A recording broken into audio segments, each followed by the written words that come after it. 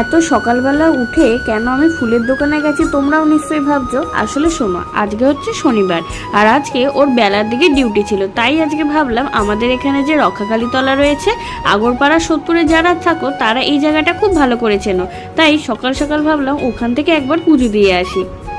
এই দেখো ফুল আলতা সিঁদুর সবকিছুই কিন্তু আমার এখানে আনা হয়ে গেছে। আর তারপর দেখো এরকম ভাবে পায়ে একটু আলতা পরে নিলাম, আলতা পরতে আমার খুব ভালো লাগে। আর যদি এরকম পুজো দিতে যাওয়ার ব্যাপার হয় তাহলে তো আমি আলতা পরবই। দেখো তো কেমন লাগছে আলতা পরে। আর তারপর দেখো ও সকালবেলা চলে এসেছিল আর ডিউটি ড্রেসটা আমাদের বাড়িতে রেখেছে, আর আমিও এরকম সুন্দর করে সাজুগুজু করে ওর সাথে বেরিয়ে গেলাম পুজো দেওয়ার জন্য।